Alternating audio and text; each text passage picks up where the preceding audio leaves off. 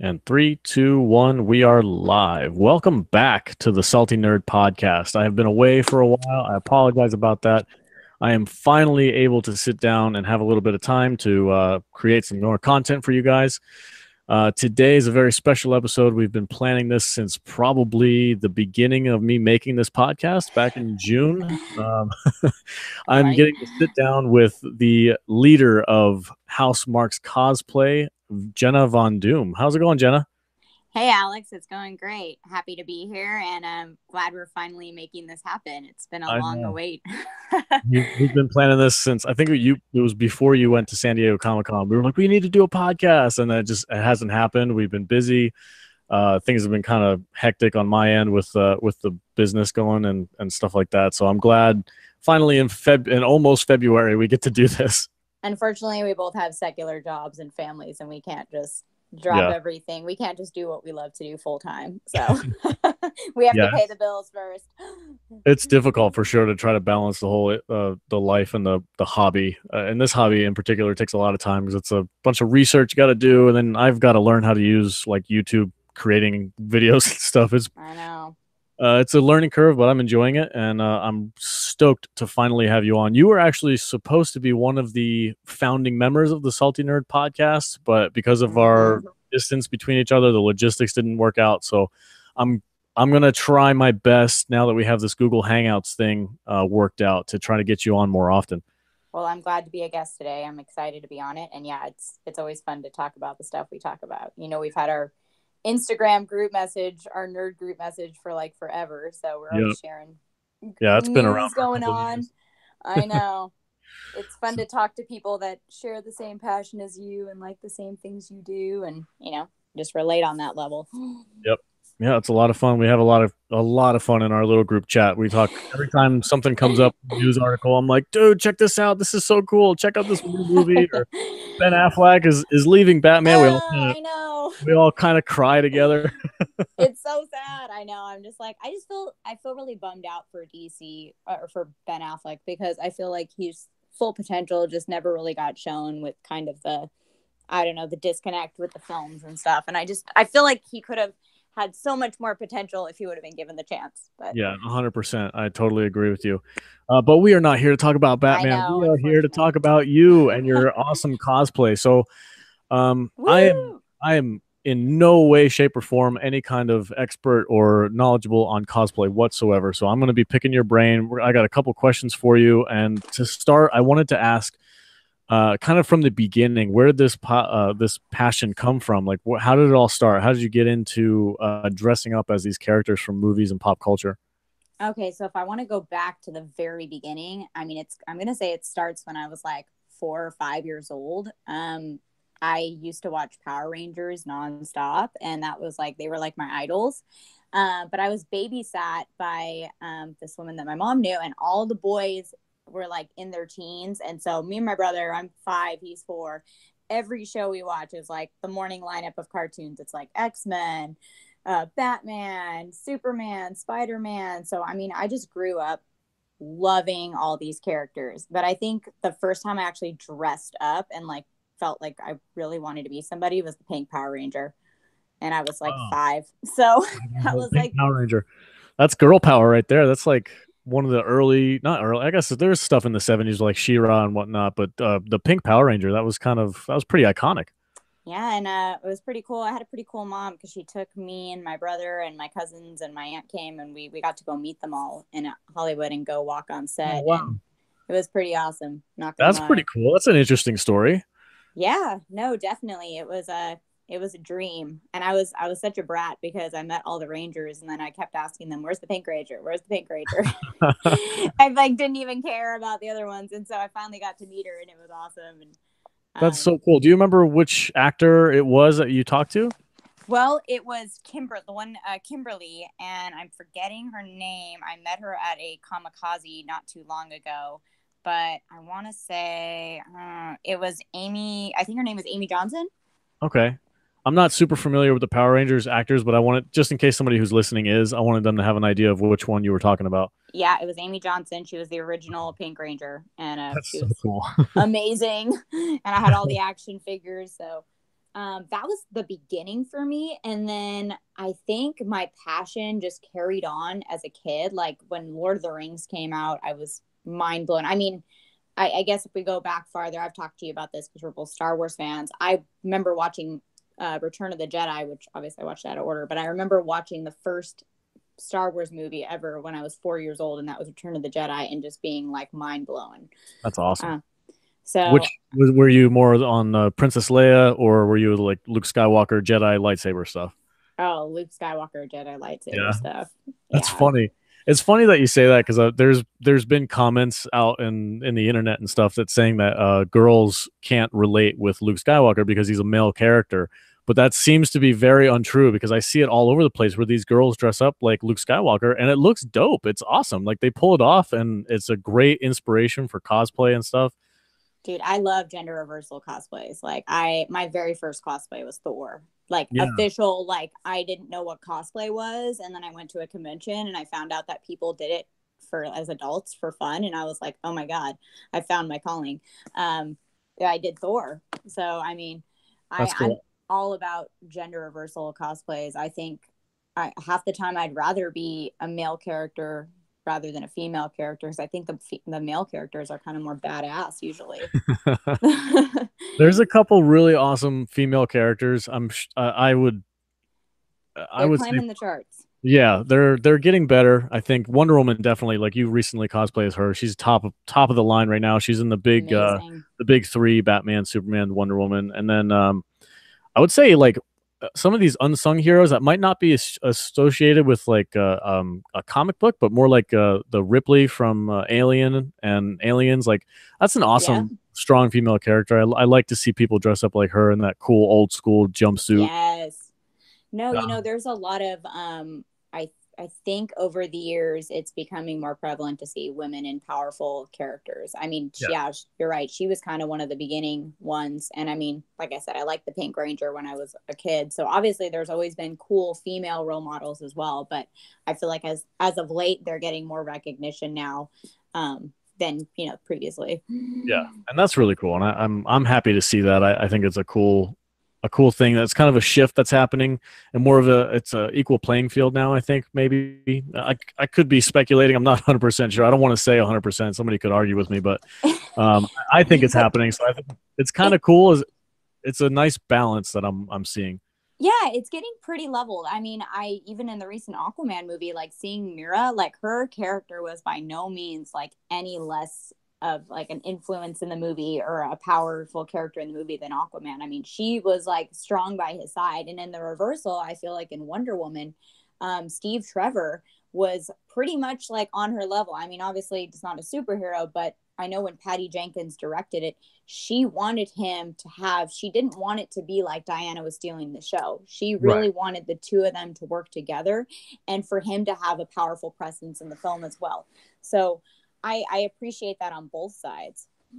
Yeah, it's definitely a good thing to have, and I totally agree. And you can see it in the film. Patty Jenkins, I want her to lead DC into the future. Like the way she talks about comic books and the way she talks about the characters and how much of a balanced view she has with especially with the current political it seems to be trying to get its way into the Mm-hmm.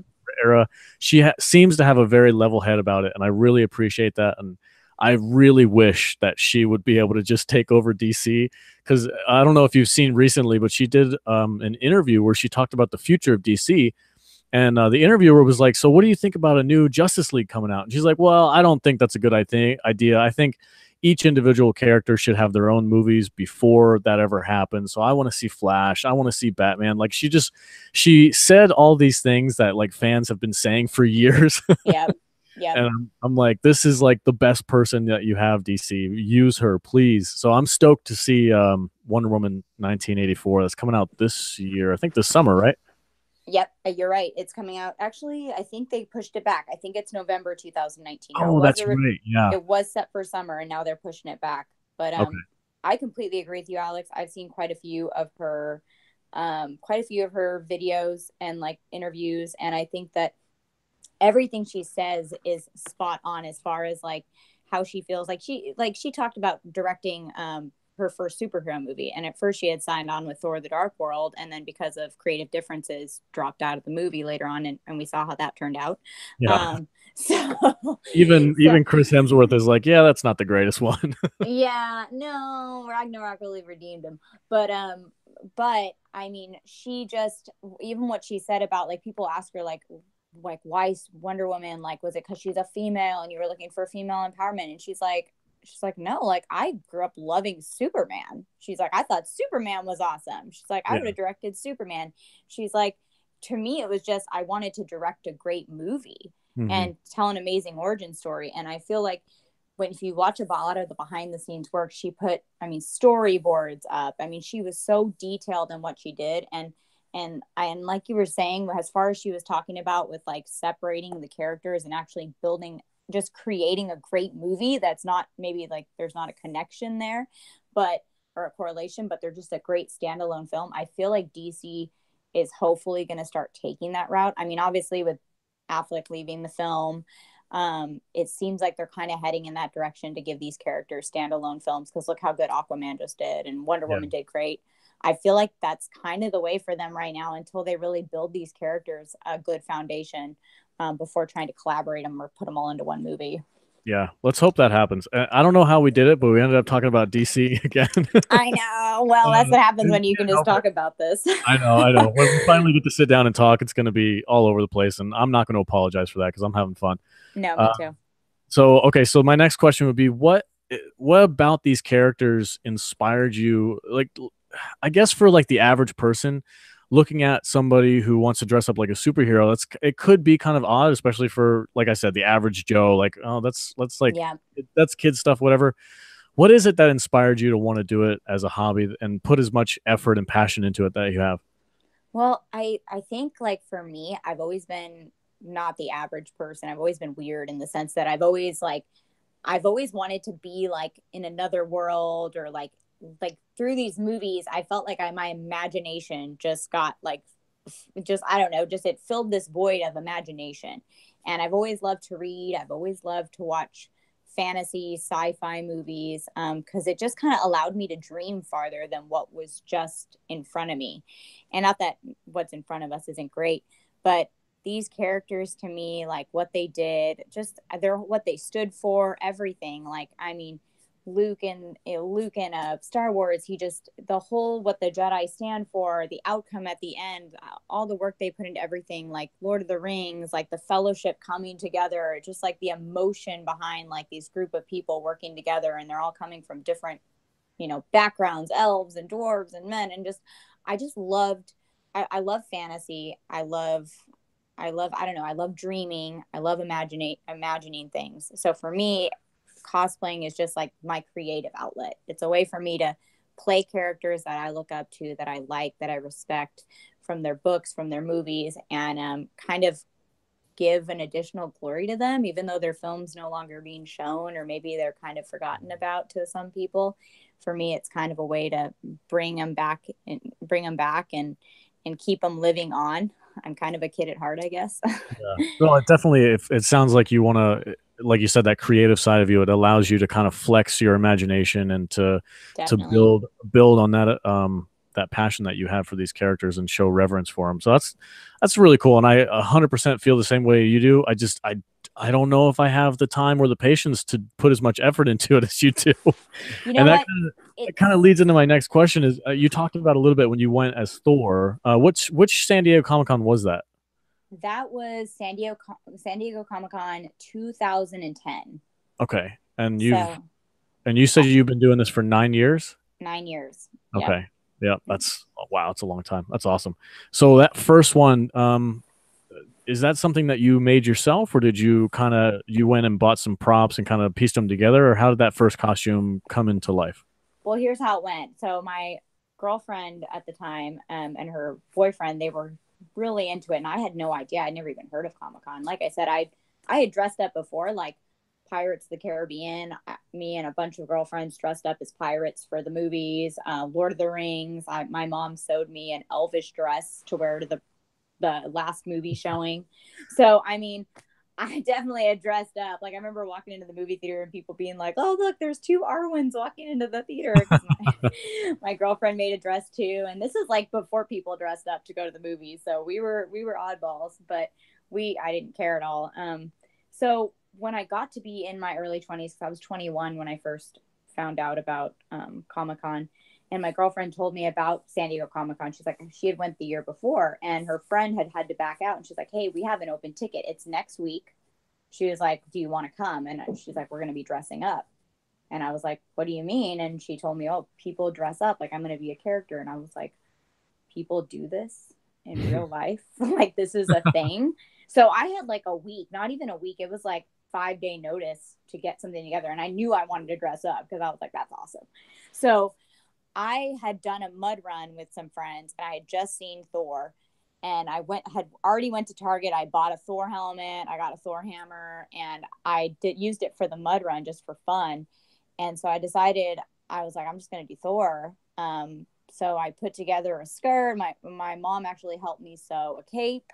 And then I had a friend who was a metal welder, and he welded me, because at the time I didn't know what craft foam was. I didn't know about any of this stuff. He actually welded me some metal arm guards with be inscribed of lightning bolts into them for No thunder. way.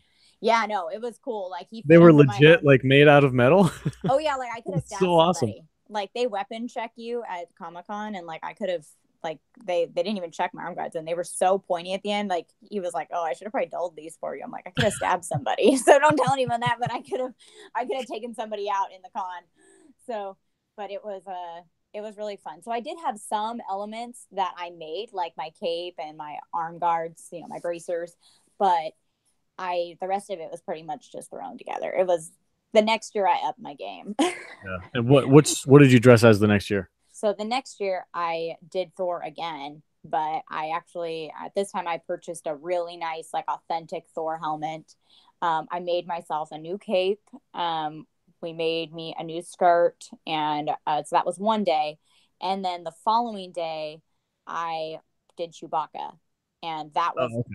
completely made, sewn from scratch. Are you serious? That one picture of you dressed as Chewbacca, that looks like something you would buy at a store. Nope, that's all made. I don't want to get too detailed, but I saw I guess a skankier version of the costume online for like this website called Yandy. It's like lingerie website, and I was like, man, that is a badass looking costume. But I'm like, but I just need to edit that a little bit so it's like con appropriate for me. So what I did was I had a reference picture, and we went to Joann's. My mom's a seamstress or an expert sewer, so she helps It's me out with a lot of my stuff. I'm gonna let you finish this, but remind me to talk about your mom for a minute because so far she has been by your side this entire time. But go ahead, finish what you Oh, were. oh yeah, she's like all game. She's like, who liked my costume? Who liked my outfit? So she's all about like dressing me up. Like she's always been on my side with that. So she made, actually hand sewed the entire Chewbacca costume, and I made my bandolier, my bowcaster. I went to Bass Pro Shop and bought like $20 like what's it called, crossbow or whatever, and I kind of just build it on top of it. Mhm. So, but she helped me out so much. Like without her, it wouldn't have been possible to make it look as good as it did. That's so cool. So once you started going for now you're at your second year, you're fully making your own costumes. Have you had any interactions with the community overall, or was it just strictly with your family? I mean, I had friends at that point that cosplayed that I met through my girlfriend and her boyfriend at the time, and we kind of built our own little community. Like the day I did Chewbacca, one of my good friends, he dressed up as a Tusken Raider, and he had made two different Tusken Raider helmets. He actually ended up selling one of them, but him and his buddy rocked the Tusken Raider costumes, which kudos to them because it was literally all wool and it was like 90 degrees. So Mm. and he had no peripheral vision, mind you. People were trying to get photos with him and he couldn't even like look the right way, but he looked awesome. Yeah, because the Tusken Raiders have like those little tiny metal peepholes to look through. No peripheral vision. I was like, Garrett, people are trying to take a picture this way, Garrett, right, Garrett. And so, but he looked so good. And then my friend Trish, she was a Darth Vader. And so the whole group, it was like a Star Wars day. Okay. So That's it was like our own little group. But that's kind of where it started. okay, cool. And moving forward in the next couple of years, have you built any other relationships with the community? Oh yeah. Well, our group continued to grow. Every year we kind of try to do group themed cosplays. We kind of started with just having a Star Wars day every year. Um, but now branching out, I have my own Instagram and I've met fellow cosplayers. Like before I even went to Comic Con last year, there was one that had reached out to me at Green Arrow. And he's all about DC. So there was a DC photo shoot. So we all got together, and I've had other cosplay photographers reach out to me about getting together to do shoots. So it's such a friendly community, and I feel like everyone just wants to meet up and have a good time. There's no ulterior motive behind it. We just all are passionate about the same thing, and we just want to have fun and enjoy ourselves. And people like getting dressed up and like portraying these characters because it allows you to be a different person, have like an alter ego for the day.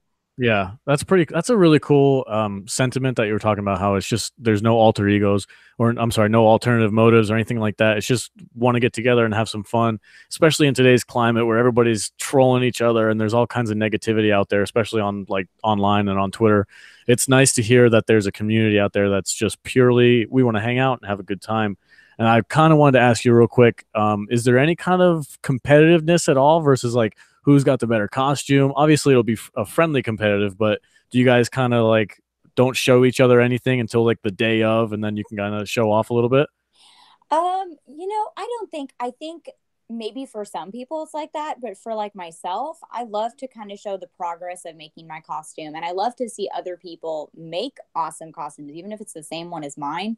If theirs is better than mine, like even today, I was looking at a Wonder Woman, this girl that makes these amazing Wonder Woman craft foam bodices. And I'm like, man, hers is blows mine out of the water. But I like it because I can learn from them. So for me, there's no like I'm trying to outshow somebody. If anything, I'm always looking for a way to improve upon my own builds and like how I can make them better in the future or make them look more authentic.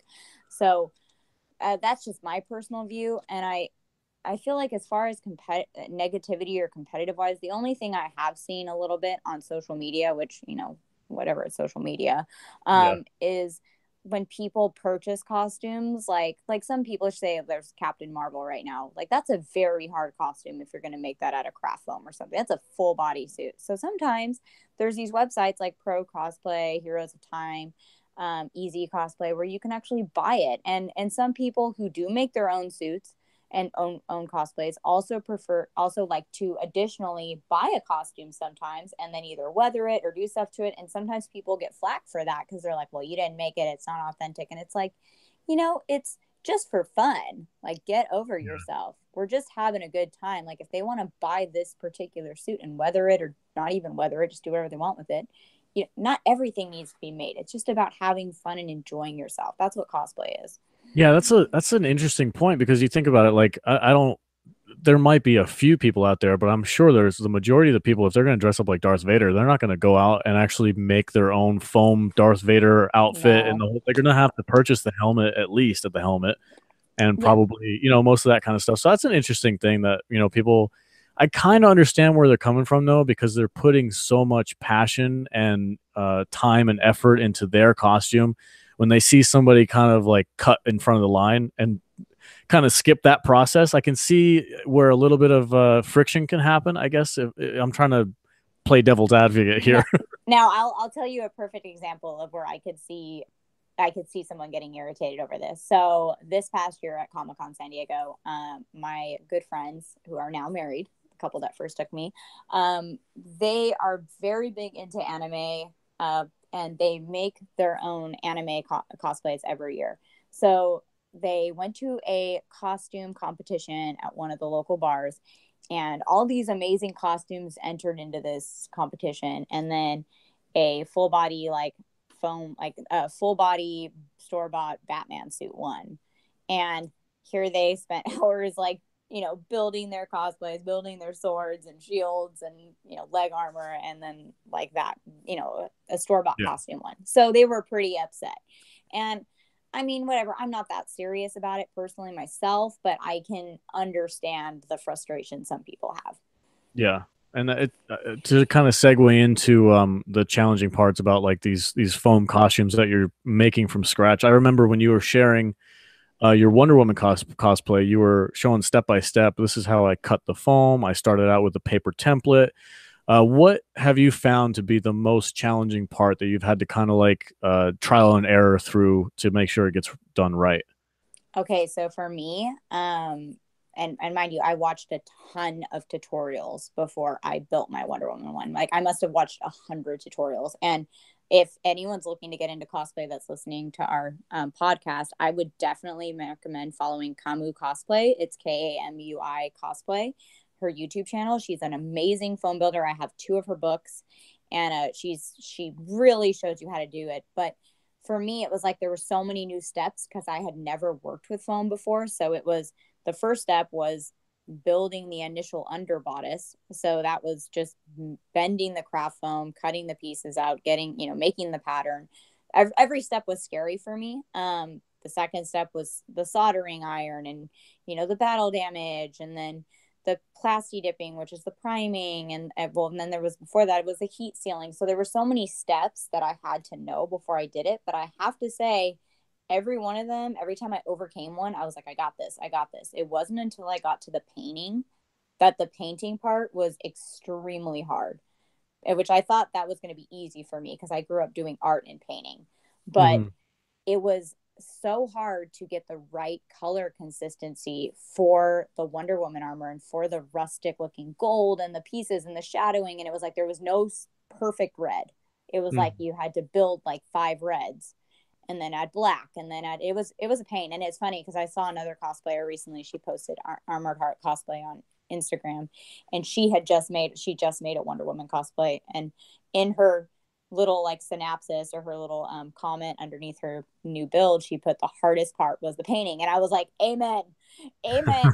She was like, I couldn't find anything that matched the bread and I had to mix. And I'm like, girl, I feel you. I had the same problem. I almost threw it away at that point because I was like, I'm just Oh gonna start wow. over. I I was almost gonna started ask you, over. like, is there a point of no return where like you put so much effort into this one thing, but then you mess up a certain step and you're like, I just have to start over? Was there any like close calls like that? Oh yeah, for sure. So everyone's surprised. I only had to make one, and it for my first one it turned out decent. But there were a couple of close calls. So like I said, I watched a ton of tutorials, but I was still learning. So there were things that I'd be like, oh crap, I didn't do that. And then I plasti dipped my bodice, which was after I did the soldering detail. I did all my craft foam pieces, had them all glued down, everything done. Plasti is when you've heat sealed the foam, which is where you go over with a heat gun to close up the like little porous, openings in it. That way you get it ready to be primed. So I did the primer, I jumped the gun, I did the primer, and then the next day I literally see a video where it's like, make sure you quick seal all your seams. And I'm like, oh my God, I didn't like quick seal, which is like fill in your seams to kind of Uh-huh. hide them. So I went back and I did that. And then I plasti dipped over it again, which was kind of a mistake because when I did that, it kind of left like bubbles around the center of the bodice part where her eagle is. Uh-huh. And I was just like, oh crap. So what I did was I took it up to my parents' house. I went to see my parents and I was like, oh, I think I ruined it. And my Oh mom's no. like, my mom's like, why don't you sand it? And I was like, well, I guess I could try to sand it. So I sanded it and it smoothed it right out. Nice. So you salvaged it. Just and that there's your mom again coming to the rescue. I know. She was like, don't throw this away. It looks too good. Like you've come too far. And I'm like, I'm ready to just be like, I'm scratching it. I'm starting over. So Awesome. Shout even out to Jenna's mom. I know. Shout out to Terry. Even like my Wonder Woman now, I love it. Like I'm very proud of myself for doing it since it was my first like large full body EVA foam build. But I already know like how I would change it next time I did it because I really do want to redo it just because I feel like my knowledge has grown a lot and I feel like I could just make it even better next time. That's awesome. That's okay. So moving forward in the future, You said that the paint is very challenging to get the right colors and consistencies. What do you plan on doing to kind of challenge yourself moving forward? Are you going to do more complicated costumes, or are you going to do something in the paint area where you do more weathering or anything like that? What's your future plans? Oh gosh, I want to do it all. So I just started my Aquaman cosplay, which woman I should say, but I'm Oh, gonna is that what be, you're? I thought you were going to do Mara. That's what you're doing. You're doing Aquawoman. yeah, I'm doing Aqua Woman. That's dope.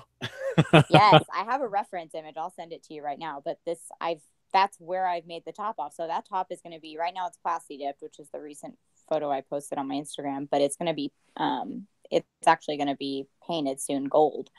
So yeah, no, I definitely am going to do Mira. Mira's going to happen just because I really liked Mira's character and I just enjoyed watching her on the screen. But I'm trying to figure out what I'm going to do as far as the bodysuit goes because I've seen people purchase them online and then they kind of add to them with puff paints, Hmm. which is how they get the 3D dimensional look on the costumes. But I'm not sure I want to go that route. I'm kind of thinking I might just want to enlist the help of my mom again and maybe me and her sew me a full bodysuit and then I do the puff paint. Like that way it's the exact bodysuit I want and it's the look I want because I'm not 100% happy with the pre-made suits I'm seeing online. Yeah. Um, but Especially with I Aquaman, definitely, like you said, being the full costume. You're talking like full all the way down the legs, the boots with the fins and the whole deal. yeah, yeah. And I'm going to start on the bracers next, which are the arm, the arm Yep. guards. And then I'm not sure what I'm going to do as far as the boots go right now, but I have my bodice done. I have my reference image, and I'm just going to kind of go forward from there. So it's like it kind of takes me a couple of weeks to make an idea in my mind kind of come to fruition. Like I'll be looking at something, and then I really start thinking about how I want to do it and how I want to make it look. And then I kind of finally get my groove going and I start on it. So the bodice is finally how I want it to look. I'm going to complete that. And then the next step will probably be the bracers and then the boot covers. And I have a prop maker that I work with, DK Props, and he actually already messaged me and volunteered to make the belt for me, so I don't have to do that part anymore. Awesome. Cool. I Delegate. know, I know. He was like, "What are you making?" And I was like, Aquaman." And he's the one who gave me my full She-Ra costume last year and supplied me with my Wonder Woman shield and sword. And I was like, "I'm making Aquaman." He's like, "Don't even make the belt. I got it." And I was like, "All right." So I was like, That's awesome. "Cool, yeah." That's so cool. So yeah, I was looking at a couple of your posts that you were putting up. You actually have like detailed each individual scale for the top half of this costume. Are you making those like individually and sticking them together, or is that like a full sheet that's just cut that way? Okay, so I kind of no, it's not a full sheet that's cut that way. I had to make them individually. Oh my goodness.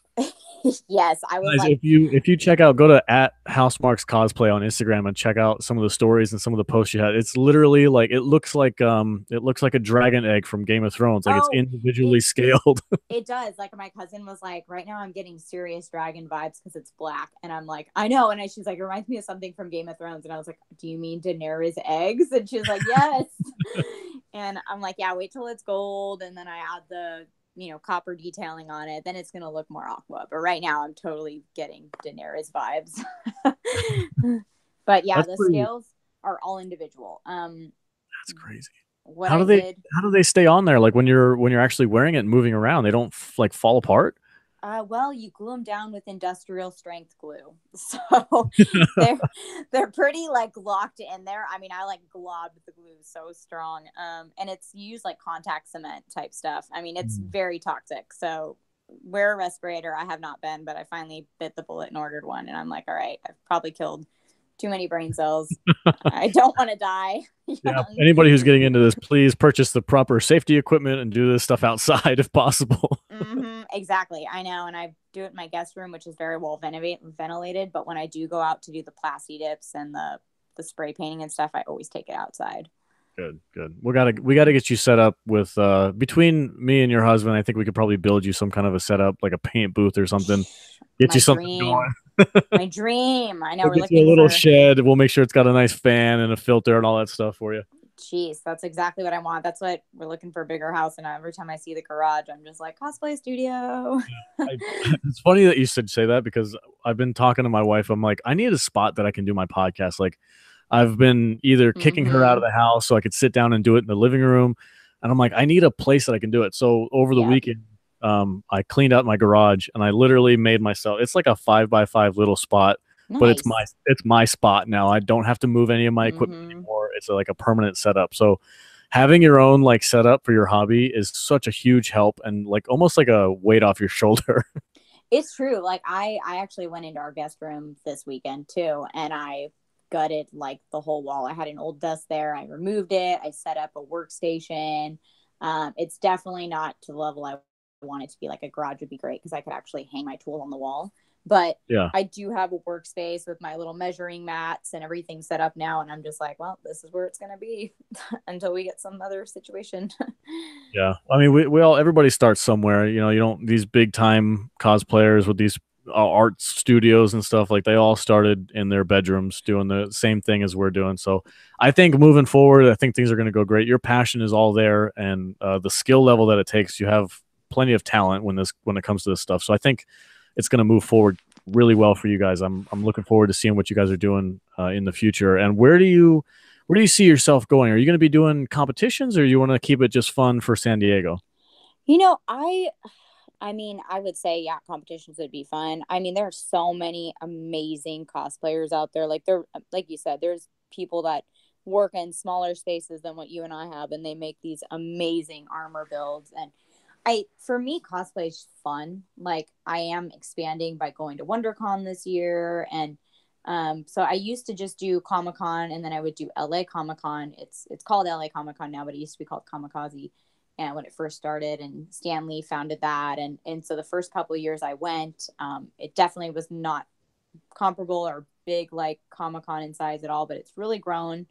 So I think my goals right now are to just kind of like envelop myself in more cons, like go to a couple more cons a year, maybe just kind of start doing some more builds just for fun and just kind of keep growing in my ability and just kind of see where it takes me. But right now it's mostly just for fun. I Nice. just enjoy it. Yeah, it sounds like a lot of fun. I think I'm probably the same as you. I think I would probably enjoy most of the process if I had the time to dedicate to it. But having Yeah, two kids kind of puts a damper on that. for sure. When they get a little bit older, if I can kind of incorporate them and maybe make some costumes for them and have them help me out, I think that might be fun. But I'd have to wait a couple of years before that happens. But I know my wife and I always joke, we love Firefly, the TV show, and I'm like, Yes, dress as Mal, you could dress as like Kaylee or Zoe, you and we could have totally the could. kids dress up. It's always been like, it's always been there, kind of in the back of my head, like, oh, it would be a lot of fun to do that. Like You would love it. You would love it. if I could make like a really good like Boba Fett costume or something, like I would have so much fun doing that. It comes down to just time and dedication, and you guys are very fortunate that you have that. I'm a little bit jealous, honestly. Yeah, no, I know. We're right now we have the time for it, so it helps. Yeah. And It you, definitely. do you think Ruben would mind if we talk about him for a second? Because he is so far removed from being a nerd, but yet you still manage to get this guy to dress up like these comic book characters. How do you do it? I mean, when we started dating, it was kind of one of those things where, like, before he even met me, I was at Star Wars Celebration, and that was why we couldn't like meet that weekend. I was like, I've had something planned for a while, and this has been like 2 years in the making, and it's coming to Anaheim, so we can't meet till next weekend. But so he kind of already knew, like, even when we were dating, I was like, we were driving down to Comic Con, and I was like, if you like marry me, like, this is part of the deal. Like, I've seen a lot of friends marry people. Like, I actually saw a girl at a recent band show, and she told me that the reason she doesn't go anymore is because her husband doesn't like it, and she's not into it. And it had been like 7 years since I saw her at San Diego Comic Con, um, and the nice thing I say about Ruben is he was like, nope, I totally will embrace it, and he is not like you said, a nerd by any means. He is not like he dressed as Star Lord one year and people wanted him to dance, and he's like, I'm not dancing. but you know what? He was a trooper. He dressed up. He did it. He was Thor last year.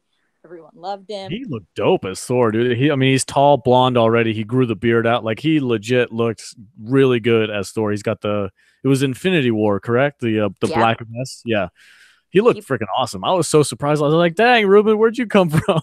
oh, I know. One of his good friends, Colton, Colton. I think he lives in Hawaii now. He like messaged me like the night of like Comic-Con, and he was like, Jenna, like I've known Ruben a long time, and he's like, and I for years just saw him sitting on a porch somewhere, like spitting like into a jar with like his country wife, and he's like, but the fact that he's going to Comic-Con with you is so much cooler, and I was like, thank you.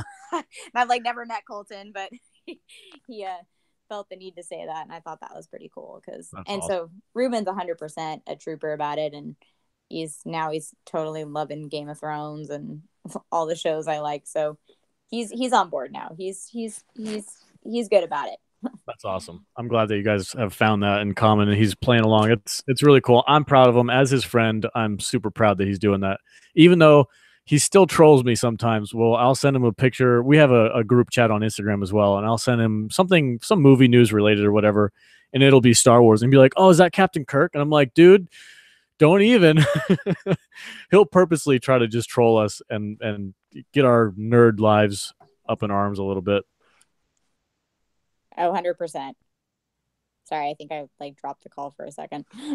Turn your camera on too. I was like, "Oh, what am I looking at?" I know. Whoops. I was like closing out of stuff, and I was like, oh no. It's like a habit sometimes when you're on phone. All right. So you've been doing this for 9 years. It doesn't sound like you have any plans of slowing down. In fact, it sounds like you're going to be moving forward at light speed. What are your future plans? So you did Wonder Woman. You've done Thor, Chewbacca, She-Ra. Like you're starting this new Aqua Woman thing that Yep. you're doing. Uh, Emma Frost, Slave Leia. I mean, you know what? Actually, I used to always want a Slave Leia costume, and I remember reaching out to a guy that made the metal bikinis years ago, and this was like $300 or $400, and now I'm like, dude, I can make this out of craft foam if it's something I still wanted to do. Like, yeah. it's. I feel like things are so much more like all the YouTube videos, all the cosplayers, the community is so big now. Like the first time I went to Comic-Con in 2010, I remember that night I went out with a big group of friends and we went to a club and we met up with a bunch of people there.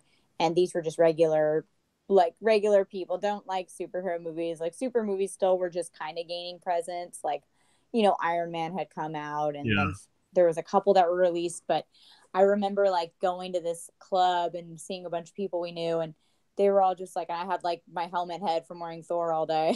And people were just like, we saw your costume, like that was so cool. And I'm like, wow, this could have went one of two ways. I could have been a nerd like I was in high school, or people could have thought it was cool.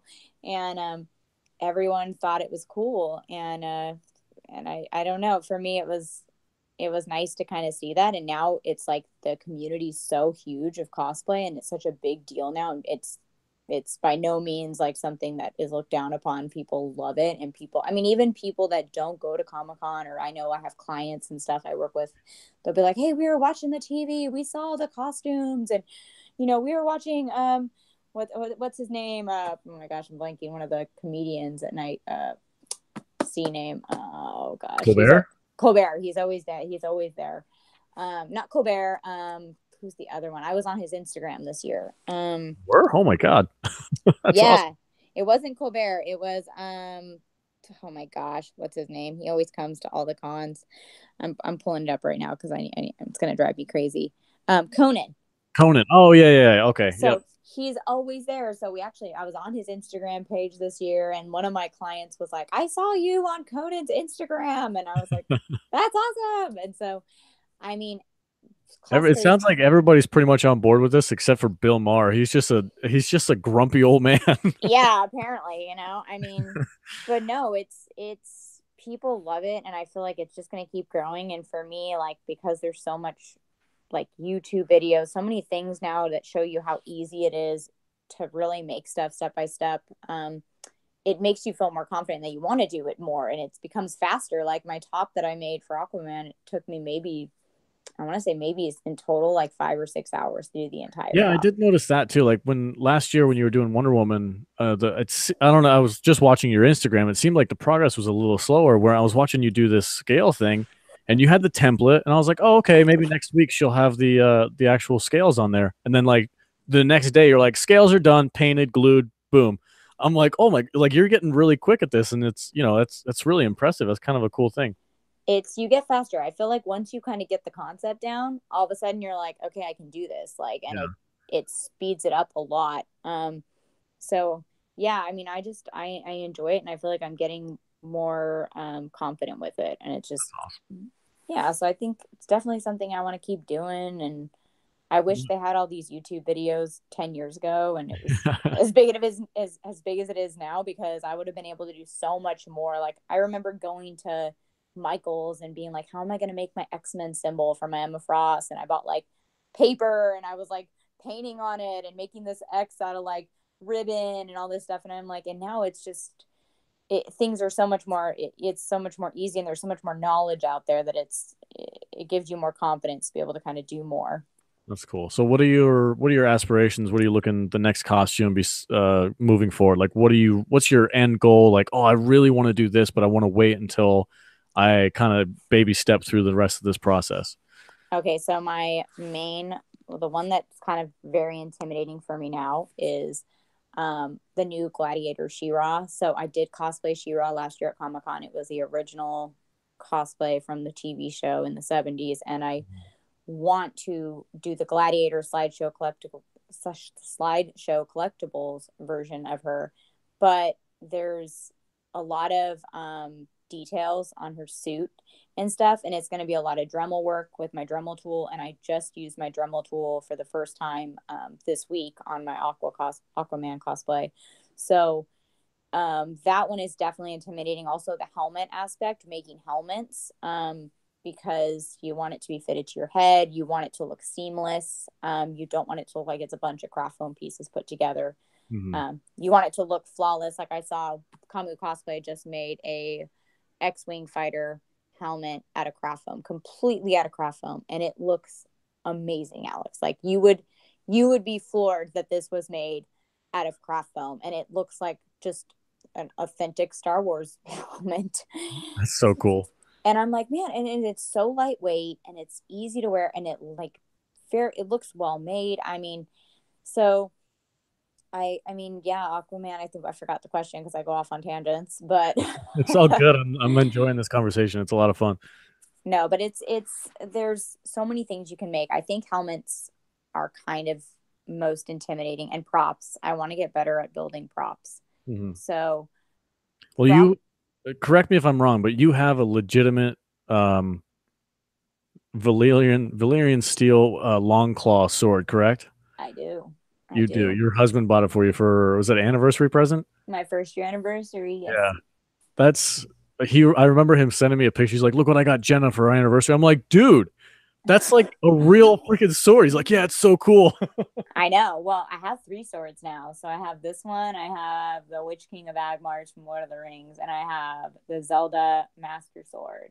That's so So awesome. So okay, so are you I guess you can't bring those to Comic-Con though, can you? Because they're actual weapons.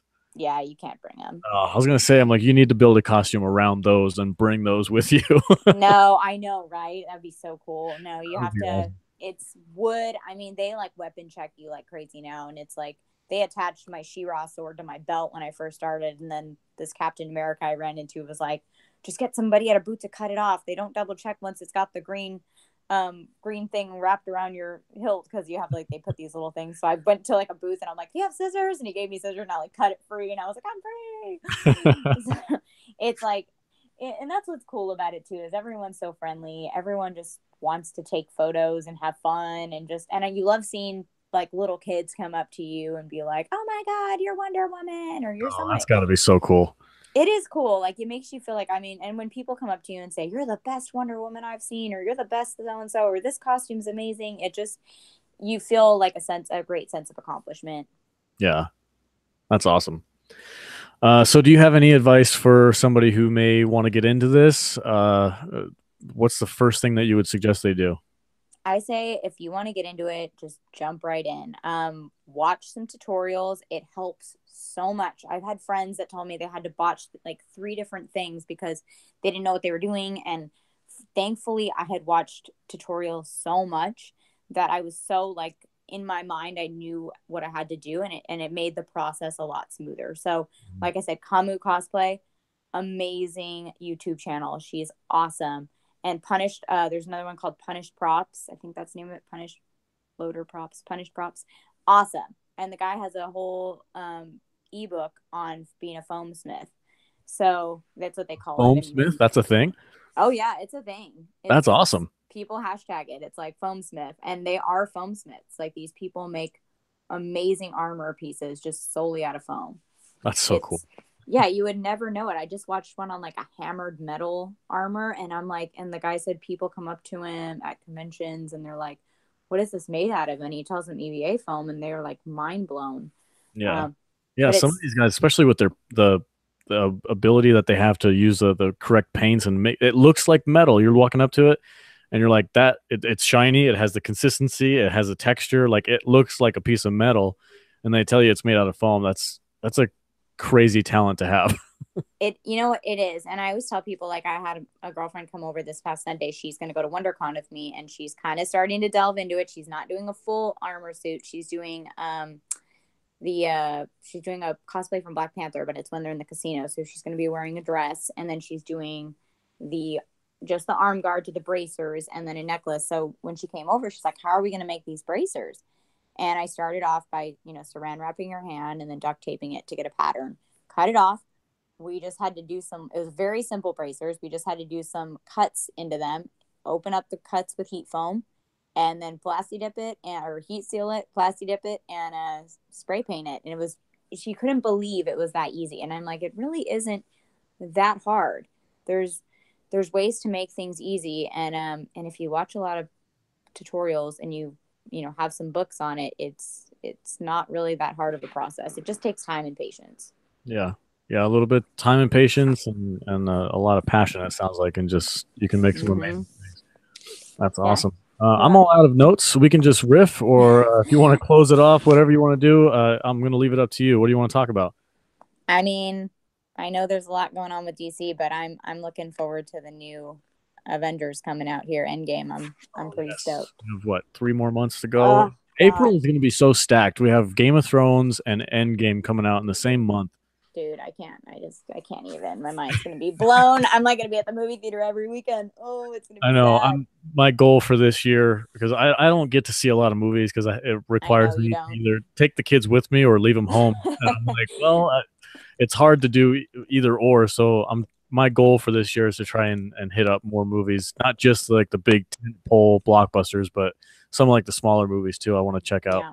No, there's some great smaller movies. We went and saw The Mule a few weeks ago. That was really good. Oh yeah, the Clint Eastwood movie, that looks awesome. It was really well he's done. like 89 or 88 years old, and he's still busting out scripts and directing and acting in them. It's crazy. I have to say though, Alex, he does look it, because in the beginning of the movie, it was like showing a past scene of him, and it's like 10 years later, and I like looked over at Ruben and I was like, he looked like he was like already gonna keel over. Like, how can this be a 10-year difference now? That's gonna be a sad day. Which is sad, but he did such a good job in the movie, and we really enjoyed it. So, and I mean, but yeah, no, I totally get it. It's hard having kids. All my friends that have young kids are like, yeah, I haven't been to the movie in a year. Actually, one of my project directors at my work, he's like, I haven't been to the movies in a year and a half, and they have a 17-month-old. Yeah, it tends to happen, man. These kids, like, especially if you actually enjoy movies as much as I do, like, I have a lot of respect for the movie theater. If I'm going to take my kids, I make sure that I'm going at a certain time where it's not going to be very crowded. It's not like I don't go prime time. I always go at odd times when there's, whether it's matinee first thing in the morning or something like that. But I have a lot of respect for the theater, and I want to make sure that everybody there enjoys the same movie that I do. So I'm hesitant to bring the kids, even the kids' movies. Like, I know a lot of adults, like Incredibles 2, Toy Story, like these are movies that we want to see as adults. Yeah, of course, people are going to bring their kids. I don't blame them for that. But you have to be, you have to be a little bit considerate. Like, yeah, this is a kids movie technically, but there's going to be a lot of adults here that might not have kids but still want to see the movie and enjoy it. So I know, it's theater tough. theater etiquette is very important to me. It is. No, I agree. It is important, and it's hard because like for me, like I want my kids to enjoy all the movies I like. Like I'm gonna be like, you're gonna like superhero films. Yeah, You're gonna like fantasy, but I can't force them to like that. But it's you want them to develop love for these things early. yeah, it's very difficult. I tried to get my oldest into Star Wars as much as possible. I'd sit down and I'd watch the movies with him, and he likes it. He knows who all the characters are. He knows Darth Vader, Luke Skywalker, and he plays lightsabers, and stuff like that. But he's so much more into dinosaurs that he loves I know. Jurassic Park. At night, this might be too personal, but at night when I'm putting him to bed, I usually read him a story or two, and then right before he goes to bed, he's like, "Can you sing a song or something like that?" So I started singing John Williams theme music to him. Like Oh, I yeah. started doing Indiana Jones, Awesome. Jurassic Park, Star Wars, the theme songs for those. I'd hum them to him, and he started singing along with me. Oh my And gosh. it's a very proud Amazing. moment. Oh, such a proud moment. I'm so into soundtrack music too. That's like my other big thing. And me and our friend Joe, we've talked about that hundreds of times. I always send him a new soundtrack song when I find one that I'm Yeah, obsessed with because Star Wars, I had all the soundtrack for Lord of the Rings. I mean, yeah. It brings up such emotion. Especially I oh, have to give all the credit to John Williams. Like every single song that he has ever created makes my heart flutter just a little bit. Like, oh, it's Indiana Jones or it's Jaws I or it's know. Star Wars. So good. It's so ingrained in our lives and pop culture that I can't help but love it.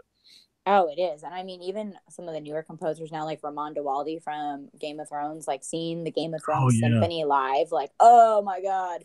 That was It was such a great experience. Thank you so much for inviting me to that. oh my God, wasn't it awesome? And it It was so was. cool because people of all ages were literally sitting around us. Like Yeah. it was just how many people love that show and just how just shows you how the storyline is so diverse that even someone who's not into any kind of fantasy in the least bit loves the story just because of the Yeah. character development and but the I remember music too. Oh, the music is amazing. I remember watching an interview with that. I can't remember his name. You just said it, but the composer of that music, and he said he challenged his team to use a different instrument that they had never used before for each one of the different songs. So mm-hmm. I remember they're like So sick. For Arya Stark's theme music, that little twangy stringed instrument. Yes. We found this random instrument from some crazy country in the middle of nowhere, and it's like a authentic one from there, and we use that to create her music. And I'm like, that is such So a cool cool like talking about passion and what concept. people believe Yeah. in. Yeah, it's such a cool concept to be able to say, I want to use something that I've never used before and make a beautiful melody out of it and have it resonate with people who are watching the show, and it immediately makes you think of Arya Stark. It's a really cool thing that they're doing with that. Oh yeah, and that's why soundtrack music is so important because you immediately put it with the character like Oh yeah. and the movie and the background and the scenes and the I mean, imagery. when Thor falls into Wakanda with the lightning and that music turns up, it's just like chills every single time. Dude, I know. Just rewind the movie just for that scene 100 times just because it's just the best, like the best entrance scene ever. Oh my goodness. Like Thor went from was it Thor Dark World to Ragnarok was really good. And then in Infinity War, you're like, freaking Thor is number one, man. He's Dude, the I strongest know. Avenger. Well, and even like in Wonder Woman when she goes out into no man's land, it's like in the Oh, music, just the perfect music, the it's so bomb going iconic. off in the background. It's just so like sometimes they just do it so right. Like I Yeah. just watched all the Lord of the Rings again. I pretty much watched them in the span of 2 weeks. Just when I'd get home, I'd put like half a movie on or put the other half on. Well, we finished Return of the King like last Sunday, and just watching the scene when they enter into Mordor and they're at the Black Gates and Mm. Aragorn's just like for Frodo and he runs up and then Oh, you just see like the tower just start to fall and crash and the music and oh it's just the whole I just love the music. It's like everything is just so done so well. yeah. Yeah. When they have like Peter Jackson had such passion for that original trilogy, and when Oh my gosh, yeah. directors, composers, when they actually have a passion for the project that they're making, it really translates on the screen, and it's such a great experience. Me and my brother were just talking about this. That's a movie that 30 years from now they will not be able to redo because he did it so well. Like Oh yeah, it it would be holds like up too. it'd be like somebody trying to like reboot the original trilogy. It's like you just Mm-hmm. don't touch it. Just stop touching it. They just won't be able to because it was Yeah. so good. Yeah. Like I don't feel like you could have. And I read the book, so I know all the he had to leave out so much detail because the I book know. is massive. I But have, I have all of them on audio book, and they're like days long. oh yeah, no, It's not it's like, oh, this is a well, like a 10-hour book. Like, no, this book will take you like 30 hours to finish. it is detail on top of detail on top of detail. And I mean, I loved the books. Like I remember sitting in the movies and when the Two Towers was on, and I was pissed because I was like, where is She Loves Lair? She Loves Lair is in the second book. The movie should not be ending. Mind you, we just watched a 3-hour movie, Yeah. but I was just so irritated. Um, so I mean, for me, like, but he did such a phenomenal job. Like he pretty much put the right things in the right movies because the way he was breaking it out or breaking it apart, and I just it was a masterpiece. I would never touch that ever. Now The Hobbit, I mean, I loved The Hobbit, but it could be redone, and I would be okay with that. Yeah. There were some issues with The Hobbit. I think stretching it out into 3 movies was probably a bit much. I think they could have done a part 1 and part 2. Um, Especially because it's basically a kid's book. I know I've read the novel itself, and it's got some extra detail in there that he tried to include, but I Yeah. feel like it was like, what did Bilbo say? I feel like not enough butter scraped over too much bread or something like that. Yeah, I agree with you. I think he went a little. I think it could have even just been in 2 movies. I think he wanted to keep with the trilogy theme. Which I mean, there were so many scenes I did love in The Hobbit. But I felt like the thing I loved about The Lord of the Rings was the CGI was so minimal Hmm. and it was so many just real people dressed up. And I thought that's what really made it Yeah. special. Yeah, when you can integrate CGI into real scenery like they shot in New Zealand and all that stuff, like it becomes so seamless. I think that's the best use of CGI is when you're able to have a real world and then just use slight CGI to touch it up and to make these fantastic things happen. I think that's when it's best utilized. Yep. Totally agree. Totally. And speaking of Lord of the Rings, are you not dying for Amazon to make any kind of announcement on their series that they're making? Oh my God. I know. I'm kind of just like put it out of my mind because I'm just like, well, there's no announcements. I mean, we got an announcement about the Game of Thrones, the prequel coming before we got Yeah. the Lord of the Rings announcement. And I'm like, when is Lord of the Rings coming? I mean, that if it was done in its own way and they make an amazing series out of it, it could be amazing. Yeah, it really can. And they have so much material. So much. Tolkien has so much stuff that they can work off of in his myriad of work. I mean, there's people out there who have college educations on the work that he did. So I don't want to try and speculate on what it's going to be because I'm sure somebody out there will be like, you're an idiot. You don't know anything about Tolkien. No, I know. I just bought a entertainment magazine a couple months back on J.R.R. Tolkien and his life, and I've barely started to kind of read it because I'm always reading like 3 things at once. Yeah. But I also picked up the art and making of Aquaman recently, and it's an amazing book. It kind of goes into James Wan's vision, and just I love seeing how sets are developed and how I think that's what I love about movies is the imagination that you get on screen. But when you see the background of like the sets that are built for these movies and how they build something out of nothing, and it's like it just allows your imagination to go somewhere that you didn't think it could ever go. Yeah. And that's It's the ultimate cosplay is actually designing a movie set and building characters and having your actors there. Like it's literally it's true. like Very to the nth poetic. degree. Very poetic. No, it's true. It's like, and I think that's the cool thing about being a director too. I mean, I would have loved to do something like that in another life. Would have been cool to get to direct a movie and get to see your creation come to life on the Yeah. screen. Hey, it's never too late. I know, never too late, right? Yep. All right. Well, I think we're going to wrap it up. It's about an hour and a half. Thank you, Jenna, so much for joining me and having a conversation about your passion and the stuff that you're doing. I think it'll probably inspire a lot of people who may be on the fence, or at least give people an insight into the world of cosplay that if they haven't already looked. I Um, I hope I've given them that insight. Like it's something that it's like whenever you're doing something new, it's always a bit scary. It's always a bit nerve wracking to start it. And believe me, I've lost many nights of sleep over how I was going to finish a cosplay or what I was going to do. But if it's something you're passionate about, you make it happen. It's not expensive to get into. I mean, initially, which I guess it's not really something we touched on, but it's not an expensive hobby to get into. Initially, buying some of the tools are, but if you're just working with EVA foam in itself, a lot of the products can be bought at Walmart, dollar store. I mean, you can make it as cheap or as expensive as you want. yeah, So if that's you're, cool. yeah, if you're about it, like try it. It's fun. And nobody's going to judge you when you go to a con. Everyone's just going to be embracing you and enjoying your presence and happy to have you there. Yeah, that's good. That's a really great ending point to have, that the community is always welcome. You know, you don't have to have the top of the line stuff. You know, beginners are beginners. And I think it sounds like a majority of the people who are veterans in this field are probably just super happy and willing to show some new people the ropes. I know. Totally. Totally, Alex.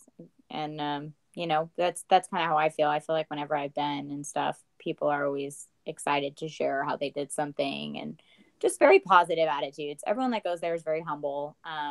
They're not too big for themselves and they're just there because they have a passion for the same thing you do. Yeah.